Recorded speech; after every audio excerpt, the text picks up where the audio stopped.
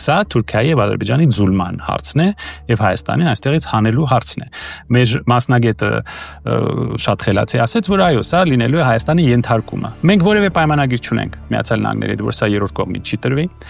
Մենք արդեն գիտենք, խոսակցություններ են գնում եւ Ադրբեջանը դա ասում է, իսկ Ադրբեջանը որ ասում է, դա ավելի հավանական է, որ ճիշտ է, քան այս սուտ խոսան այս խումբը։ 30%-ը մերն է լինելու։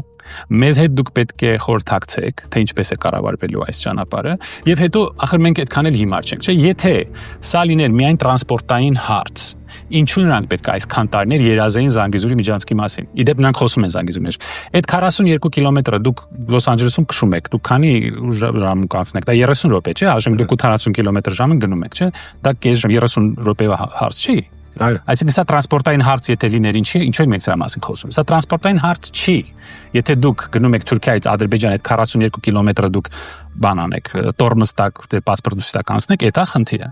Իհարկե ոչ, սա Թուրքիայի եւ Ադրբեջանի ձուլման հարցն է եւ Հայաստանին այստեղից հանելու հարցն է։ Մեր մասնագետը շատ խելացի ասեց, որ այո, սա լինելու է Հայաստանի ենթարկումը։